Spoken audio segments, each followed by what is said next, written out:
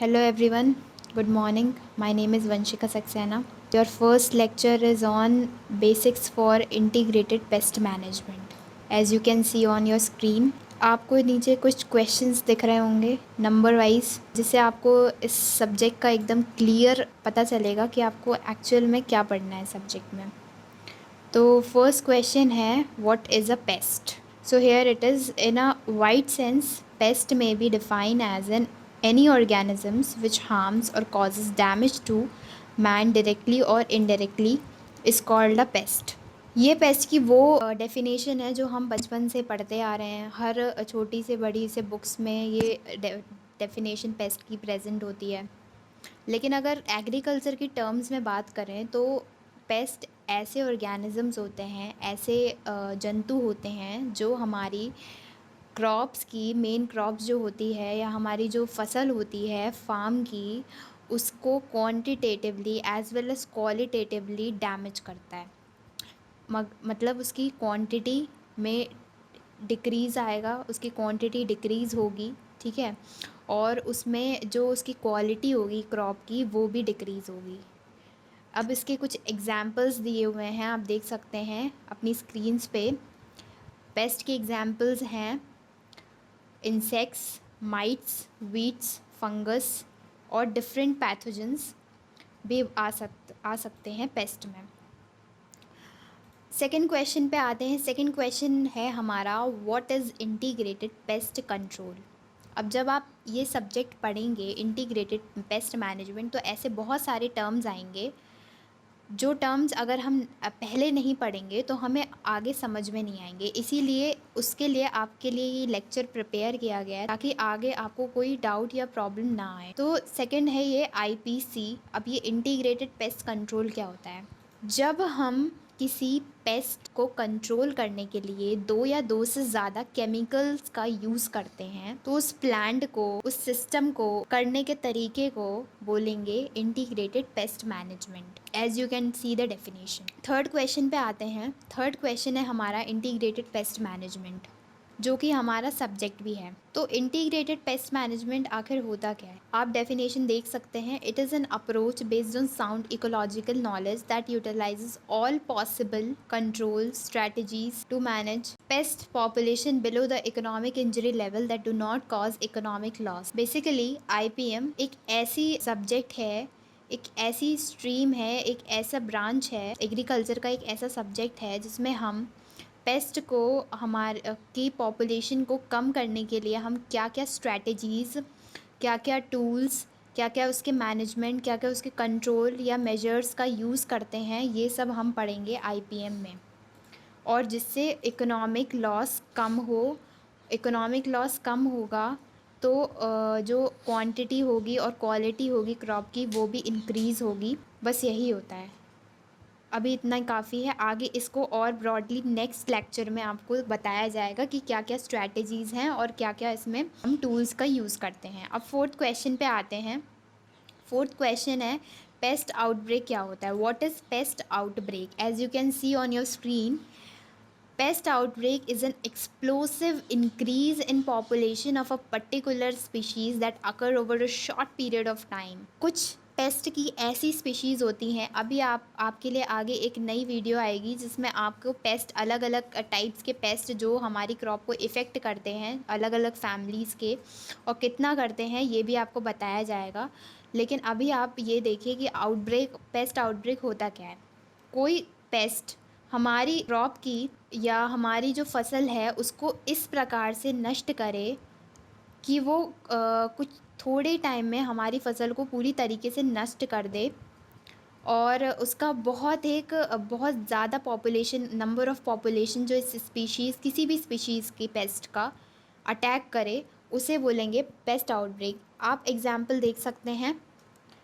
Example इसमें given है attack of locust, army warm. अभी कुछ दिनों पहले न्यूज़ में आया था कि लोकस्ट ने बहुत सारी जो फार्मर्स की लैंड हैं उनको डैमेज किया था, और बहुत सारा जो फार्मर्स का नुकसान हुआ था इसमें, और उनका बहुत बहुत हैवी एक पॉपुलेशन की स्पीशीज़ आई थी जिन्हें कंट्रोल करना पॉसिबल नहीं था। लेकिन फिर बहुत जब वो डैमेज पहुंचा चुके थे, लेकिन जैसे तैसे हमारे फार्मर्स ने उसको कंट्रोल करने के लिए अलग अलग उसके सल्यूशन ढूंढे और उसे कंट्रोल किया। लेकिन ये ऐसा पेस्ट है जो एक बहुत ज़्यादा तादाद में, एक बहुत बड़ी पॉपुलेशन के साथ आता है और कुछ शॉर्ट टाइम में, बहुत ही शॉर्ट पीरियड ऑफ टाइम में क्रॉप को डैमेज करके चला जाता है।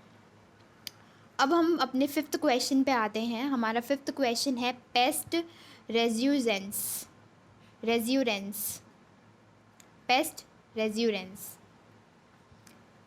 the rapid reappearance of a pest population in injurious number usually brought about after the application of broad spectrum because it kills also natural enemies of the pest। अब इसका क्या मतलब होता है? जैसा कि आपने अभी देखा कि ये थोड़ा टिपिकल सा वर्ड दिख रहा है, आखिर ये होता क्या है? तो ये एक रैपिड रीअपियरेंस होता है। जैसे कि कई कई बार क्या होता है, हम कई पेस्ट कंट्रोल, कई केमिकल कंट्रोल्स पेस्ट के अगेंस्ट यूज़ करते हैं ताकि वो हमारी क्रॉप को डैमेज ना करें। मगर कुछ पेस्ट ऐसे होते हैं कि पहले वो जब हम वो पेस्टिसाइड्स, इंसेक्टिसाइड्स, केमिकल्स का यूज़ करते हैं तो वो कुछ उस पर्टिकुलर टाइम के लिए तो उस क्रॉप से चले जाते हैं, लेकिन दोबारा से अपने उन्हीं क्रॉप के को इफ़ेक्ट करने के मोटिव से दोबारा से हमारी क्रॉप पे वो अटैक करते हैं। जैसे कि शुगर केन लीफ हॉपर हो गया इसका एग्जाम्पल, जो कि पहले थोड़ी बहुत, जैसे बोलते हैं ना, थोड़ी थोड़ी देर के लिए चीट करने के लिए वो उस क्रॉप से चला जाएगा ताकि आपको एक ये लगे कि हमारी क्रॉप जो है वो डिसीज़ फ्री, पेस्ट फ्री हो गई है, मगर फिर कुछ टाइम के बाद वो उसी क्रॉप पे अटैक करेगा। अब हम आते हैं अपने नेक्स्ट क्वेश्चन पे। ये है what is an economic paste. Economic paste क्या होता है? When the damage done to the crop by a pest causes a loss in quantity or quality reaches to a certain proportion that can be calculated, the loss caused by such pest is called economic pest। Economic pest मतलब कि जब किसी crop की वजह से हमारी जो crop है उसे इतना डैमेज हो कि जितना हमने लागत लगाया था उस क्रॉप में, जितना हमने उस पर इन्वेस्ट किया था मनी, उससे उससे आधा भी हमें उसका प्रॉफिट ना मिले और क्वांटिटी क्वालिटी अलग उसकी डैमेज हो, उस प्रपोर्शन को, उस लेवल के डैमेज को बोलेंगे इकोनॉमिक पेस्ट डैमेज। ठीक है। अब हम नेक्स्ट क्वेश्चन पे आते हैं, इकोनॉमिक डैमेज क्या होगा। अब हमने पढ़ा इकोनॉमिक पेस्ट। अब जिन पेस्ट की वजह से वो डैमेजेस हो रहे हैं हमारी क्रॉप को और हम उसमें कंट्रोल मेजर्स लगा रहे हैं उसे कंट्रोल करने के लिए, और बहुत सारी चीज़ों का यूज़ कर रहे हैं, केमिकल्स हुए, पेस्टिसाइड्स हुए, उन्हें बोलेंगे economic damage. Next question is what is सब इकोनॉमिक पेस्ट और नॉन इकोनॉमिक पेस्ट्स। अब सब इकोनॉमिक पेस्ट और नॉन इकोनॉमिक पेस्ट का क्या मतलब होता है? ऊपर हमने पढ़ा कि इकोनॉमिक पेस्ट क्या होते हैं, अब इसका सेकंड आया कि नॉन इकोनॉमिक पेस्ट क्या होते हैं। जो पेस्ट हमारी इकोनॉमिक इंजरी लेवल पे, मतलब जो इक्विलिब्रियम पोजीशन है उससे थोड़ा दूर हो, मतलब हमारे पॉपुलेशन जो होगी पेस्ट की वो एक हाईएस्ट पॉपुलेशन पे, मतलब हमारी क्रॉप को किसी बड़ी पॉपुलेशन के साथ इफ़ेक्ट ना करे, छोटी छोटी इंजरीज़ दे और इकोनॉमिक लॉस भी उतना ना हो, वो होती है नॉन इकोनॉमिक पेस्ट। अब हम आते हैं अपने नेक्स्ट क्वेश्चन पे, है वो है as you can see on your screens what is economic injury level, EIL। आगे के लेक्चर्स जो आएंगे और इस सब्जेक्ट्स में इस टॉपिक का समझना बहुत इम्पॉर्टेंट है कि ये आखिर होता क्या है, क्योंकि आगे बहुत से ऐसे टर्म्स आएंगे जो इससे रिलेटेड होंगे। Economic injury level, the lowest paste population that will cause economic damage is called economic injury level.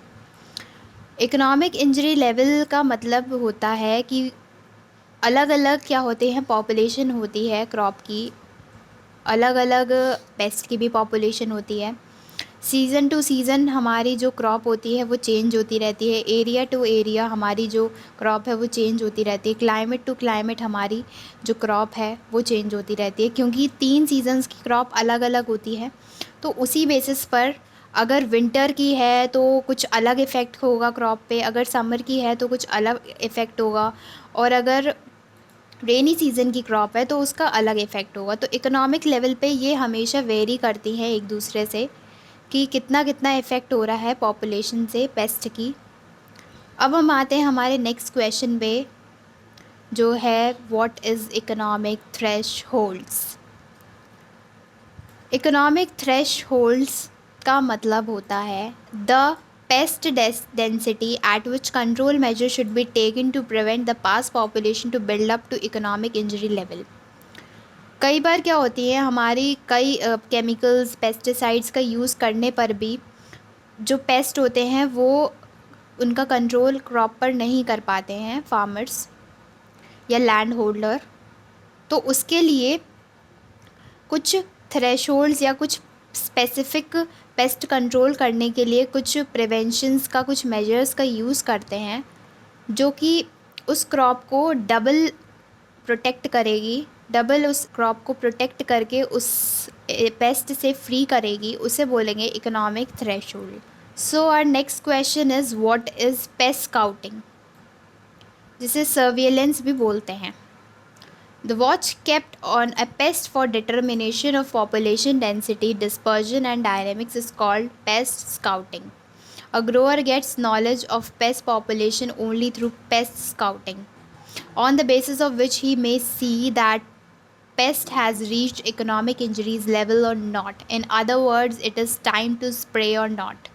अब पेस्ट स्काउटिंग का ये मतलब होता है कि अगर हमारी किसी लैंड होल्डर की या किसी फार्मर की लैंड पर क्रॉप के ऊपर पेस्ट ने इफ़ेक्ट किया, पेस्ट ने अटैक किया, तो उसको उसका एक चेकआउट करना, उस पर नज़र रखना कि वो कितनी तरीके से, क्या वो हमारी इकोनॉमिक इंजरी लेवल पे पहुंच रही है, कि एक उस लेवल पे इफ़ेक्ट कर रही है वो पेस्ट क्रॉप को या नहीं कर रही है, और कितनी पॉपुलेशन आई है, और कब उस पर एक करेक्ट टाइम होगा कि हम उसे स्प्रे करेंगे केमिकल से ताकि वो पेस्ट फ्री हो जाए। इन सब के को वॉच आउट करने के प्रोसेस को बोलेंगे पेस्ट स्काउटिंग। और पेस्ट स्काउटिंग की नॉलेज तभी होगी किसी ग्रोअर को जब उसे पता होगा कि कितनी अमाउंट में पेस्ट पॉपुलेशन है। अगर किसी ग्रोअर को पेस्ट के बारे में पूरी नॉलेज हो जाएगी कि कितने अमाउंट में या कितनी पॉपुलेशन पेस्ट की इफ़ेक्ट कर रही है और किस किस तरीके से कर रही है, तो उसे कैसे बचाना है, उसे कैसे सेव करना है, उसे कैसे हार्म होने से बचाना है, ये उस ग्रोअर को पता चलेगा, और जिससे वो प्रॉपर उसके मेजर्स और टर्म्स और टूल्स यूज़ कर सकता है। नेक्स्ट क्वेश्चन है what are the methods of pest scouting.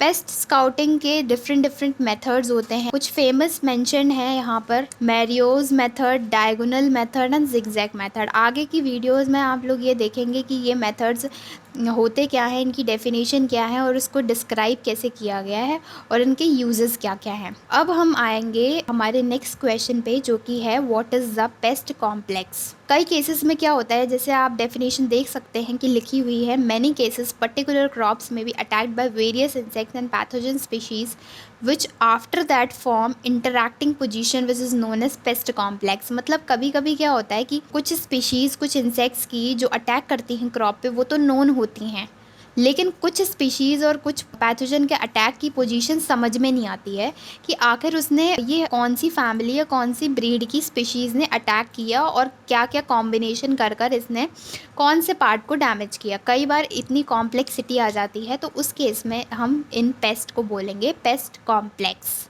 Now our next question is what are the kinds of pest. अब हमने सबसे पहले पढ़ा था पेस्ट क्या होते हैं, किस तरीके से वो इफ़ेक्ट कर रहे हैं, क्या क्या उनके कंट्रोल हैं, क्या क्या उनके मेथड हैं, थोड़े बहुत हमने ऊपर देखे।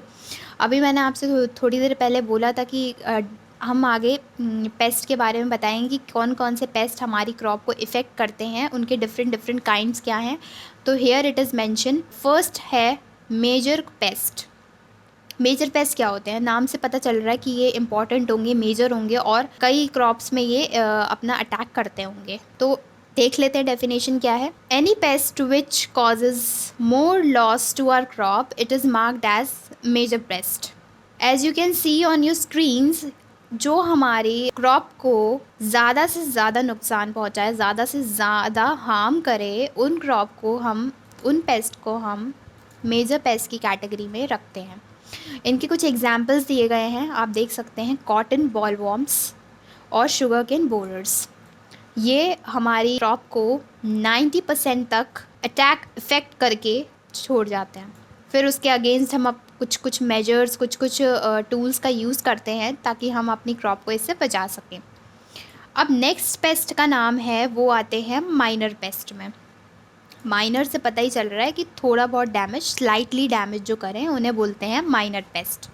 इसकी एग्जांपल है शुगर केन ब्लैक बग, जो कि माइनर पेस्ट में रखा गया। और माइनर मतलब हमारी जो क्रॉप को कुछ माइनर से इफ़ेक्ट पहुंचा के जाते हैं। थर्ड पॉइंट आता है की पेस्ट। की पेस्ट, क्या इसमें चाबी लगी होती है?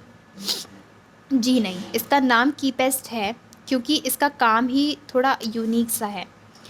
ये पेस्ट पॉपुलेशन, जैसा आप देख रहे हैं डेफिनेशन में, the pest population usually remain themself above economic level injury. एक होता है EIL, अभी हमने ऊपर पढ़ा था इकोनॉमिक लेवल इंजरी क्या होता है। जैसे कि फ्लड आता है, तो फ्लड आने की एक लेवल होता है कि अगर फ्लड वाटर लेवल इस थोड़े लेवल से ऊपर हो जाए तो वो डेंजरस जोन में आ जाता है, वो डेंजर जोन में कंसिडर्ड किया जाता है। ऐसे ही हमारे इस इंटीग्रेटेड पेस्ट मैनेजमेंट के सब्जेक्ट में एक EIL होता है, economic injury level. Economic injury level का मतलब होता है कि हमारा पेस्ट हमारी जो क्रॉप को कितने ज़्यादा से ज़्यादा इफ़ेक्ट कर रहा है और कम से कम इफ़ेक्ट कर रहा है, उस लेवल को, उस परसेंटेज को, उस दायरे को इस लेवल के अंदर देखा जाता है। इसमें की पेस्ट में आते हैं हमारे मैंगो हॉपर्स। सिंपली वर्ड्स में, इंसेक्ट पेस्ट और disease normally present at some time during the growing season. मतलब जब हमारी क्रॉप का, किसी भी क्रॉप का ग्रोइंग सीज़न होता है तो वो जो पेस्ट कुछ टाइम से पहले इस पे अवेलेबल होते हैं, इस पे प्रेजेंट होते हैं, इस पे अटैक करते हैं, इकोनॉमिकली डैमेज करते हैं क्रॉप को, उसे बोलेंगे की पेस्ट। अब फोर्थ आता है paste occasional paste. Occasional paste मतलब कि कभी कभी आता है, सर्टेन टाइम के लिए आता है और पर्टिकुलर कुछ कुछ प्लेस पे, कुछ कुछ कंडीशंस पे सर्टेन टाइम के लिए आए। जैसे कि कुछ पर्टिकुलर बायोलॉजिकल इन्वायरमेंटल कंट्रोल्स होते हैं इसके, या कुछ पर्टिकुलर इन्वायरमेंट के मिले इनको, तभी ये लोग ये अटैक कर रहे हैं हमारी क्रॉप पे। इसके एग्जांपल्स हैं हेयरी कैटरपिलर। फिफ्थ है हमारा सेकेंडरी पेस्ट या पोटेंशियल पेस्ट भी बोलते हैं उसको। It causes no significant damage but due to injurious practices they cause significant loss। इनका काम इतना मेजर काम नहीं है, ना इनका डैमेज है, लेकिन इनका काम है इंजरी पहुंचाना। तो ये छोटी मोटी इंजरी पहुंचा के और छोटा मोटा लॉस करके चले जाते हैं। इनकी एग्जांपल्स हैं माइट्स।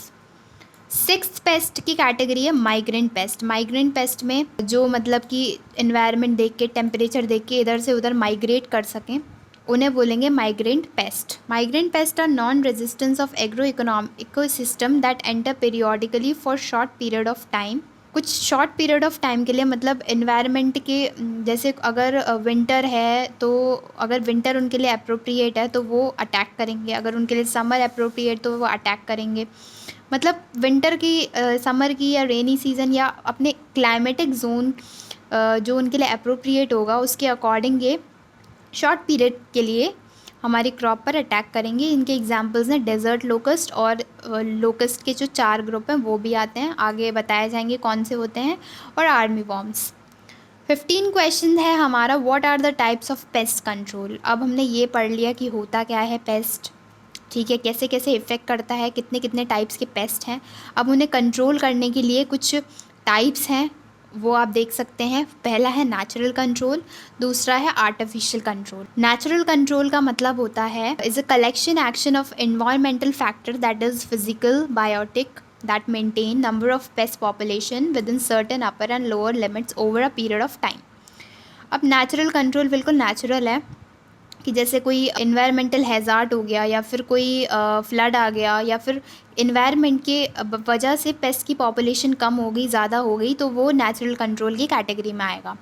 आर्टिफिशियल कंट्रोल्स वो कंट्रोल्स होते हैं जो कि साइंटिस्ट और फार्मर्स ने इसके पेस्ट कंट्रोल के अगेंस्ट जो यूज़ करते हैं, या फिर जिसका लैंड है वो यूज़ करेगा chemicals, pesticides, insecticides etcetera etcetera use करके अपनी क्रॉप को बचाते हैं पेस्ट से, पेस्ट के अटैक से। उन्हें बोलेंगे artificial control. As you can see definition on the screens, applied control includes a range of practices developed or modified by man that becomes necessary when natural control factors fail to control the pest। अब कभी कभी क्या होता है, amount इतना ज़्यादा paste का बढ़ जाता है कि नेचुरल कंट्रोल से वो कंट्रोल नहीं हो पाता है, ठीक है।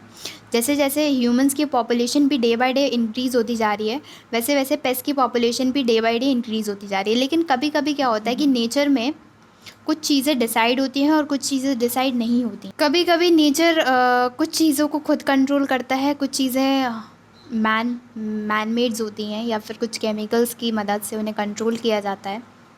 इसीलिए जब नेचुरल कंट्रोल फेल हो जाता है तब आर्टिफिशियल कंट्रोल की हेल्प लेते हैं। अब आप देख सकते हैं आर्टिफिशियल कंट्रोल या अप्लाइड कंट्रोल के कुछ टाइप्स हैं। फर्स्ट है कल्चरल कंट्रोल, सेकेंड है मैकेनिकल कंट्रोल, थर्ड है बायोलॉजिकल कंट्रोल, फोर्थ है genetic control, fifth is chemical control, sixth is regulatory और लेजिस्लेटिव मेथड ऑफ कंट्रोल। ये 6 आर्टिफिशियल कंट्रोल के टाइप्स हैं। अब फर्स्ट से देखते हैं, फर्स्ट कल्चरल कंट्रोल से देखते हैं ये होता क्या है। कल्चरल कंट्रोल का मतलब होता है इंसेक्ट की पॉपुलेशन को इंक्रीज़ करना। The cultural control is the reduction of insect population by the utilization of agricultural practices to make environment unfavourable for pest. हम कल्चरल कंट्रोल कुछ ऐसे कल्चरल मेथड यूज़ करें अपनी एग्रीकल्चर की लैंड पे, अपनी क्रॉप की लैंड पे, जिससे पेस्ट के लिए एक एनवायरनमेंट सेट ही ना हो पाया। और जब उन्हें एनवायरनमेंट, उन्हें फूड और शेल्टर मिलेगा ही नहीं तो वो उनकी पॉपुलेशन इंक्रीज़ कैसे होगी। इसके कुछ मेथड होते हैं, प्लाइंग करें, होइंग करें, इरीगेशन करें, प्रॉपर अर्ली और लेट सोइंग करें, जिसकी मदद से हम पेस्ट को कंट्रोल कर सकते हैं। सेकेंड है mechanical control. The control of pest by mechanical means involving operation of machinery, mechanical devices, manual efforts. मतलब कि मशीन्स का यूज़ करके हम पेस्ट को कंट्रोल कर सकते हैं। और mechanical control is mostly done against weeds, rats, locust. इसमें कुछ दिए गए हैं पर्टिकुलरली उन्हीं के लिए ये कंट्रोल यूज़ किया जाता है in areas where labour is cheap. और मैकेनिकल कंट्रोल का एक मेजर फैक्टर ये है कि जहाँ जिस एरिया में लेबर का रेट चीप होता है वहाँ इनका यूज़ किया जाता है, क्योंकि जो मशीनरी ऑपरेशंस होते हैं किए जाते हैं उनकी जो वैल्यू और कॉस्ट रहती है वो बहुत ज़्यादा हाई रहती है। उनको मेंटेनेंस करने के लिए बहुत ज़्यादा इनकम लगती है, बहुत ज़्यादा मनी लगती है। दैट्स वाई जहाँ पर लेबर चीप होता है वहाँ पर इनका यूज़ किया जाता है। अब थर्ड पॉइंट है हमारा बायोलॉजिकल कंट्रोल। बायोलॉजिकल कंट्रोल का मतलब होता है use of living organisms and viruses to bring down the pest population to sub economic level. अब कुछ ऑर्गेनिज्म ऐसे होते हैं जो फार्मर्स की लैंड के लिए बेनिफिशियल होते हैं, जैसे बैक्टीरिया हो गया, अर्थवर्म हो गया। ये हमारी फार्मर्स के हेल्प करता है, ठीक है। और कुछ प्रेडेटर्स हो गए जो हमारी पेस्ट की पॉपुलेशन को कम करने के लिए मदद करते हैं। अब जेनेटिक कंट्रोल हो गए। जेनेटिक कंट्रोल का मतलब ये होता है कि हम जेनेटिक की मदद लें, कुछ ऐसे रिलीज़ करें स्टेराइल और प्रोपोगेशन की मदद से पेस्ट के अगेंस्ट, ताकि वो पेस्ट का चेक कर सकें कि किस लेवल तक के पेस्ट ने इफ़ेक्ट किया है और उसे जेनेटिकली उसका को फिनिश किया जा सके, उसको ख़त्म किया जा सके। इसीलिए जेनेटिक कंट्रोल एक मेजर कंट्रोल है जो कि आजकल अभी कुछ ईयर पहले ही इंट्रोड्यूस कराया गया है। फिफ्थ है केमिकल कंट्रोल्स। केमिकल कंट्रोल्स नाम से पता चल रहा है कि कुछ केमिकल्स, पेस्टिसाइड्स, इंसेक्टिसाइड्स का यूज़ करके हम पेस्ट की पॉपुलेशन को रोक सकते हैं और चेक कर सकते हैं क्विकली कि कितना हमारी क्रॉप को इफ़ेक्ट किया गया है। सिक्स्थ पॉइंट है हमारा रेगुलेटरी और legislative methods of control. The control of pest by human controlling activities and laws for this quarantine department is made. एक क्वारंटाइन डिपार्टमेंट, अब क्वारंटाइन का मतलब तो आजकल सभी लोगों को पता होगा, क्योंकि सभी लोग क्वारंटाइन हैं, अपने घर में बंद हैं, जिन्हें कोरोना वायरस है या जिन्हें लगता है कि कोरोना वायरस हमें हो चुका है तो उन्हें क्वारंटाइन किया गया। तो ये वर्ड बहुत फेमिलियर है सबको कि इस वर्ड का मतलब क्या होता है। तो कुछ लॉज बनाए गए हैं, जैसे कोरोना वायरस को रोकने के लिए क्वारंटाइन क्वार्टर्स बनाए गए हैं, वैसे ही इस पेस्ट को कंट्रोल करने के लिए क्वारंटाइन डिपार्टमेंट बनाया गया है एग्रीकल्चर और गवर्नमेंट के थ्रू, ताकि ये पेस्ट को कंट्रोल किया जा सके। अब हमारा 16th क्वेश्चन है कॉजल ऑर्गेनिजम्स क्या होते हैं। जो ऑर्गेनिजम्स एक स्पेसिफिक डिसीज़ को प्रोड्यूस करते हैं, जैसे फंगस हो गया, बैक्टीरिया हो गया, वायरस हो गया, उन्हें बोलेंगे causal organisms. Now our 17th question is what is male sterile technique. It is the technique of genetic control of pest. मतलब कि अभी हमने पढ़ा जेनेटिक कंट्रोल, पेस्ट के थ्रू हम अपने पेस्ट की जो पॉपुलेशन है उन्हें कंट्रोल कर सकते हैं और अपनी क्रॉप को बचा सकते हैं। वैसे ही male sterile technique genetic control में आती है, जिसका मतलब होता है reproductive capacity of the male is destroy. जब रिप्रोडक्टिव कैपेसिटी मेल की डिस्ट्रॉय हो जाएगी तो वो लोग मेटिंग कर कर आगे की पॉपुलेशन प्रोड्यूस नहीं कर पाएंगे। इसीलिए ये एक गुड और एक ये अच्छी टेक्निक मानी गई है। अब हमारा नेक्स्ट क्वेश्चन है फोरकास्टिंग क्या होती है। फोरकास्टिंग वर्ड जो है वो हमने वेदर के लिए बहुत सुना है कि वेदर की फोरकास्टिंग क्या होती है, वेदर फोरकास्टिंग क्या है, और क्लाइमेट वाले टॉपिक्स में भी ये वर्ड आया है। अब लेकिन ये वर्ड यहाँ पर क्या कर रहा है, इसका ये मतलब होता है population prediction of a particular species. कई बार क्या होता है, साइंटिस्ट एक प्रिडिक्शन करते हैं कि पर्टिकुलर स्पीशीज़ का इतना पॉपुलेशन है या पर्टिकुलर स्पीशीज़ का कितने अमाउंट का पॉपुलेशन ने इफ़ेक्ट किया है क्रॉप पे। तो उस प्रिडिक्शन टाइम को, उस प्रिडिक्शन के लिए जो वर्ड यूज़ किया गया है उसे बोलते हैं फोरकास्टिंग। अब नेक्स्ट क्वेश्चन है what is hemosphora. It is spreading habit of the crop cause by insect which makes cultivation, weeding and harvesting more difficult. मतलब एक ये स्प्रेडिंग हैबिट बोल सकते हैं या एक स्प्रेडिंग पाथ है क्रॉप का, जो भी जैसे किसी क्रॉप को किसी इंसेक्ट ने या किसी पेस्ट ने इफ़ेक्ट किया, अब वो धीरे धीरे धीरे धीरे दूसरी जो अच्छी वाली जो गुड क्रॉप है हमारी, जो इफ़ेक्ट नहीं हो पाई है उस पेस्ट से, उन्हें भी इफ़ेक्ट करेगा। तो इस प्रोसेस को बोलेंगे हीमोस्फोरा, जो कि कल्टीवेशन, वीडिंग और हार्वेस्टिंग में जब हम करेंगे उस क्रॉप की तो वो डिफ़िकल्टीज आएंगी। Next question is what is crop rotation. Crop rotation आप एग्रीकल्चर एग्रोनॉमी में फेमिलियर हैं, लेकिन आप इधर एक बार और देख लीजिए। जैसे कि crop rotation is a practice of growing different crops on the same land in a regular recurring sequence. The most important reason for this practice is to hinder pest such as weeds, nematodes और soil borne disease. Crop rotation का मतलब ये होता है कि हम field पर दो या दो से ज़्यादा क्रॉप्स को सेम लैंड पर लगाएं, और ये बहुत ज़्यादा इम्पॉर्टेंट रहता है कि वो वीड फ्री हों और ऐसी ऐसी प्रैक्टिसेस का हम यूज़ करें कि उस लैंड का बार बार क्रॉप्स को लगा कर उसको यूज़ कर सकें, ताकि वो लैंड भी वेस्ट ना हो और वो कल्टिवेटेड लैंड हो जाए। और वो इनके एग्जांपल्स होते हैं weed, nematode, soil born pathogens, जो इस क्रॉप रोटेशंस में आते हैं। अब हमारा लास्ट क्वेश्चन है friends, what is trap cropping. Trap cropping is a method of controlling pest insects by planting a more favored fruit or a host crop or hereby trapping the insects to prevent their movement into the main crop। मतलब जो main crop होती है हमारी, जो field में main crop है उसके आसपास हम ऐसे पेस्ट या ऐसे प्लांट्स लगा दें जो कि इंसेक्ट को ट्रैप कर सके और हमारी मेन क्रॉप को उन पेस्ट्स के अटैक से बचा सकें।